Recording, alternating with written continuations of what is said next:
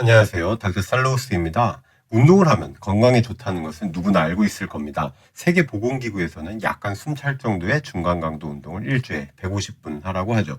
성에 차지 않아 숨을 헐떡거릴 정도의 격렬한 운동을 하신다면 일주일에 75분 하라고 추천합니다. 그런데 이 기준을 잘 지키는 사람이 몇 퍼센트나 될까요? 한 30%? 아닙니다. 10%입니다. 10명 중 1명밖에 안 돼요. 대부분 운동량이 턱없이 부족하다는 것인데요. 안 하시던 분들 하루라도 지금 빨리 시작하셔야겠습니다. 그런데 운동을 시작하면서 고민이 생기죠. 얼만큼 강하게 해야 하는 것일까?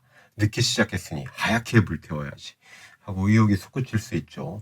자, 먼저 42만 명의 대만 성인들을 8년 동안 조사한 그래프를 보실게요.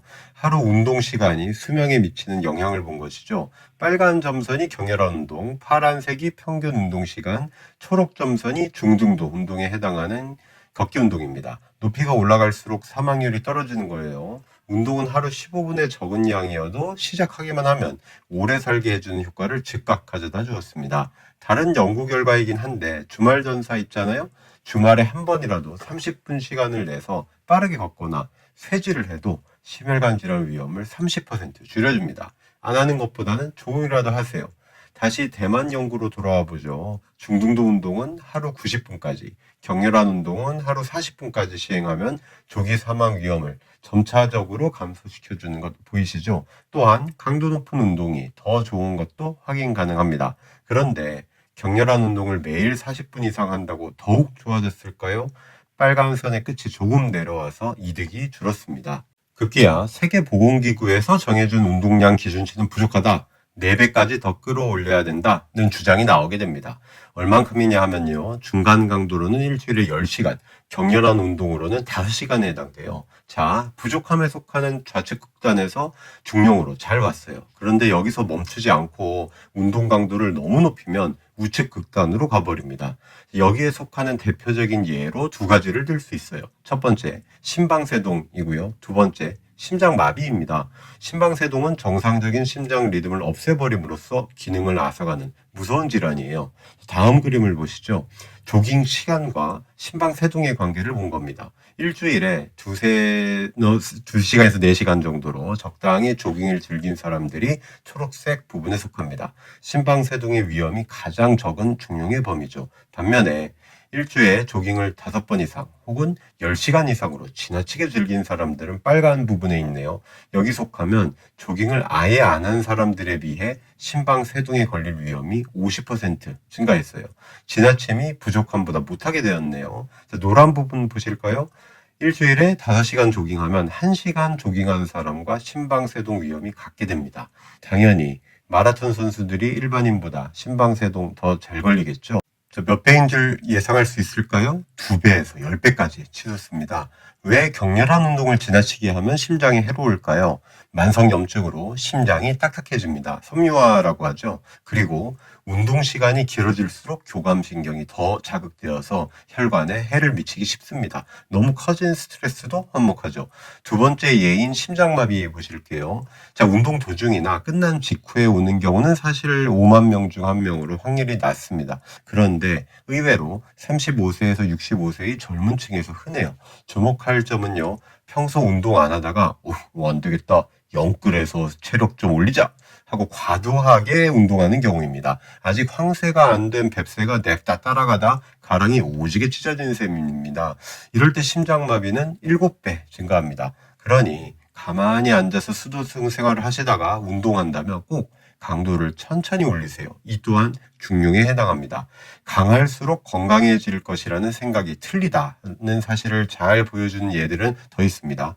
첫 번째, 암입니다. 일주일에 6일 이상 운동하면 위암, 식도암의 위험 감소가 사라져버립니다. 췌장암도 마찬가지예요. 자, 과유불급입니다. 두 번째, 치매입니다. 평균 나이 70대 노년층을 대상으로 한 미국이나 프랑스 연구가 있어요. 두 연구 모두에서 중간 강도 운동을 하루 1시간 하면 인지 저하가 가장 낮았습니다. 그런데 그 이상하면 오히려 인지기능 점수가 다시 떨어집니다. 나중에 또 설명드리겠지만 어르신들은 강하게 몰아붙일 필요 없습니다. 여유 내지 여백을 꼭 가지세요.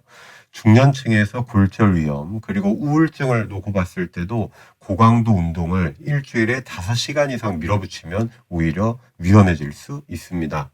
그리고 고강도 운동을 아예 피해야 하는 경우도 있어요. 첫 번째, 총 콜레스테롤 수치가 310을 넘거나 LDL이 190을 넘을 때. 둘째, 수축기 혈압이 160을 초과할 때. 셋째, 만성 신장 질환자.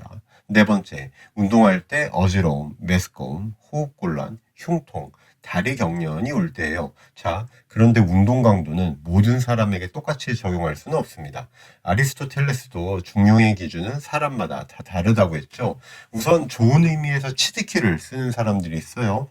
바로 어릴 때부터 단련된 지구력 운동선수들입니다. 핀란드 지구력 운동선수들 일반인보다 6년도 오래 삽니다. 1만 5천 명의 올림픽 메달리스트들을 모아보니 3년도 오래 살았네요. 한 번이라도 뚜르 드 프랑스 사이클 대회에 참가한 선수들은 조기 사망 위험이 40% 낮아요. 자, 오래 살기 위해 저도 한번 나가볼까 하는 생각도 듭니다. 이제 어릴 때부터 한 것이 아니니 아마 안 되겠죠. 자, 이건 특수한 경우고요. 첫 번째, 남자, 여자 간의 차이입니다. 예전에 화상에서 온 남자, 금성에서 온 여자라는 책을 본 것이 생각납니다. 불안증이 대표적인 예예요. 자, 운동하면 불안증이 감소해요. 왜냐하면 뇌 신경 회복 능력을 도와주고 염증도 줄여주기 때문입니다. 자, 다음 그래프는 운동량에 따른 불안증 감소를 살펴본 강북 삼성병원 연구 결과예요. 12만 명을 4년 동안 조사했죠. 전체 성인은 U자 모양을 나타냅니다. 그런데 이제 남성, 여성을 구분했어요. 자, 남성은 역 J자 모양으로 일주일에 5시간에서 10시간 운동해야 가장 중용에 가까웠죠. 그런데 여성에서는 J자 모양이에요. 즉 운동 강도가 너무 커지면 불안 증세에 시달릴 위험이 오히려 커져버렸습니다. 여성은 일주일에 3시간이 최적이에요. 남성의 2분의 1이죠. 저는 솔직히 부럽습니다. 운동 조금만 해도 효과가 남성만큼 나오니까요. 제가 불안증에 대한 예를 들었는데 다른 질환에 대한 효과도 마찬가지예요. 영국 옥스퍼드 대학에서 중년 여성 100만 명에게 이렇게 물었습니다. 여성입니다, 여성. 자, 운동 일주일에 몇 번 하세요? 그리고 9년 후에 심혈관 질환이 얼마나 생겼는지 봤어요. 운동하면 당연히 좋았죠. 그런데 일주일에 2-3번 운동하나 4번에서 6번 운동하나 20% 감소의 효과는 같았습니다. 특이했던 점은 매일 운동하면 가만히 있었던 사람들과 차이가 없었어요. 오히려 일주일에 한 번 시행하는 여성들에 비해서 하루도 안 쉬면 심혈관 질환 발생률이 올라가 버렸어요. 여성에서의 운동 강도의 중용은 남성보다 많이 더 모자란 쪽에 좌측에 있습니다. 이건 여러 연구에서 공통적으로 나타나요. 자, 두 번째, 당뇨 환자이시라면 남성들도 일주일에 5시간 이상 운동하는 것은 피해야겠습니다. 자전거 타기를 살펴본 그래프 보시죠. 일주일에 2시간 반에서 5시간 타면 사망 위험 32% 감소로 가장 큰 이득을 주었습니다. 그런데 5시간보다 더 많이 페달을 밟아버리면 다시 사망 위험이 올라가 버리는 것 보이시죠? 당뇨에 걸리셨으면 일반적인 경우보다 강도를 조금 더 낮추세요. 중등도 운동을 10시간 이하가 아니라 5시간 이하로요. 세 번째, 노년층이나 비만일 때를 동시에 보겠습니다. 호주 20만 명을 연구한 건데요. 신체 활동 중 격렬한 운동의 비율이 얼마나 되는지 봤어요. 연구진들은 0%, 1에서 29%, 30% 이상의 세 그룹으로 나눴어요.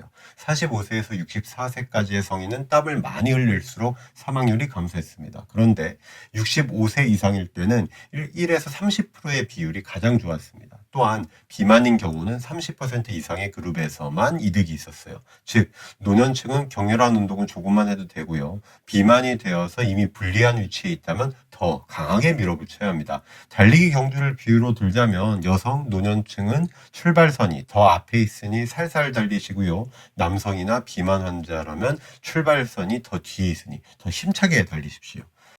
자, 이제 마지막으로 가볼까요? 쇠질입니다. 근력 운동이죠. 종합 분석한 그래프로 쇠질의 중용에 대해 알아봅시다. 정답은 일주일에 40분에서 60분간 바벨, 덤벨을 드는 겁니다. 총 사망 위험이 20% 감소합니다. 그런데 일주일에 2시간 20분을 넘어 펌프질하는 순간부터 사망 위험이 더 증가해요. 엑셀을 밟는 것도 중요하지만 브레이크를 밟는 것이 더 중요할 수 있습니다.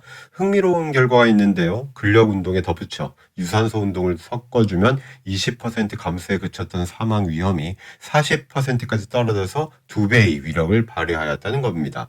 같은 장소에서 오래 있으면 집중력이 떨어져서 학습 효과가 떨어지듯이 한 가지 형태만 고집하지 마세요. 음식을 골고루 먹어야 되듯이 운동도 골고루 하십시오. 자, 그러면 정리를 해봅시다. 첫째, 운동은 하루 15분의 적은 노력만 해도 당장 효과를 봅니다. 둘째, 운동 강도는 세계보건기구 기준인 격렬한 운동을 일주일에 75분 시행하는 것보다 2배에서 3배까지 늘리십시오. 다만 일주일에 5시간 이상으로 늘리지 마십시오. 여러분, 운동 강도에도 꼭 중용이 필요합니다. 자, 이것을 잘 지켜서 건강을 잘 챙기시기 바랍니다. 자, 여러분의 구독과 좋아요를 통한 응원은 저에게 큰 힘이 됩니다. 더 좋은 영상으로 보답하는 닥터 살로스가 되겠습니다. 자, 그럼 안녕히 계세요.